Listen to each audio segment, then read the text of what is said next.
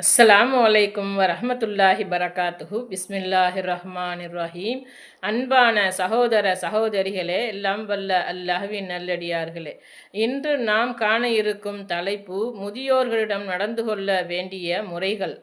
மதிப்பிற்குரிய சகோதர சகோதரிகளே, எல்லாம் வல்ல அல்லாஹ்வின் நல்லடியார்களே, மற்ற உயிரினங்களை விட மனிதனுக்கு இறைவன் அறிவை அதிகமாக கொடுத்திருந்தாலும் அவனை நல்வழிப்படுத்த பிறரின் வாயிலாக உபதேசங்களும் விதிமுறைகளும் அவனுக்கு தேவைப்படுகின்றன.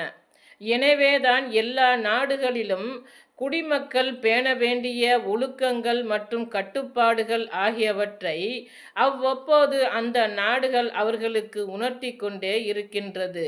மனிதனுடைய அறிவை நம்பி அந்நாடு அவற்றை வலியுறுத்தாமல் விட்டுவிட்டால் சட்டம் ஒழுங்கு சீர்கெட்டு விடும் என்பதில் எல்லளவும் சந்தேகம் இல்லை. அவனுடைய அறிவு நல்லதையும் தீயதையும் தனித்தனியே பிரித்து காட்டினாலும் அவன் தன் மனோ இச்சைக்கு கட்டுப்பட்டு தவறான வழியில் செல்பவனாகவே இருக்கின்றான்.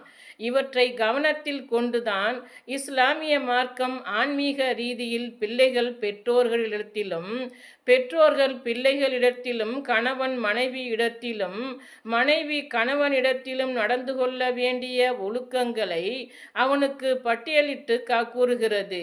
இந்த அடிப்படையில் முதியவர்களிடம் நாம் நடந்து கொள்ள வேண்டிய முறைகளை இஸ்லாம் நமக்கு தெளிவாக விளக்குகின்றது.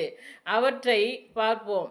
முதுமை என்பது மனிதனுக்கு ஏற்படுகின்ற ஒரு பலவீனமாகும். முதுமையை எட்டியவர்கள் சாப்பிட முடியாமல், நடக்க முடியாமல், தன்னுடைய இயற்கை தேவைகளை கூட நிறைவேற்றி கொள்ள இயலாமல், மூளை குழம்பி முழுக்க முழுக்க ஒரு குழந்தை எப்படி பெற்றோரை சார்ந்து வாழுமோ அது போன்ற நிலைக்கு தள்ளப்பட்டு விடுகிறார்கள். இதனால் இவர்களும் சிரமப்படுவதோடு மற்றவர்களும் இவர்களுக்காக சிரமப்பட வேண்டிய நிலை உருவாகிறது. எனவேதான் நபி ஸல்லல்லாஹு அலைஹி வஸல்லம் அவர்கள் தள்ளாத வயதை தான் அடைந்துவிடக் கூடாது என்று இறைவனிடத்தில் பிரார்த்தனை செய்பவர்களாக இருந்தார்கள். அல்லாஹ்வின் தூதர் ஸல்லல்லாஹு அலைஹி வஸல்லம் அவர்கள் கூறினார்கள், அல்லாஹும்ம இன்னி அஊது பிக்க மினல் அஜ்ஸி வல் கஸலி வல் ஜுப்னி வல் ஹரமி வ அஊது பிக்க மின் அதாபில் கபர் வ அஊது பிக்க மின் ஃபித்னத்தில் மஹியா வல் மமாத் என்று பிரார்த்தித்து வந்தார்கள். இறைவா, இயலாமையிலிருந்தும், சோம்பலிலிருந்தும், கோழைத்தனத்திலிருந்தும், தள்ளாமையிலிருந்தும் உன்னிடம் நான் பாதுகாப்பு கோருகிறேன்.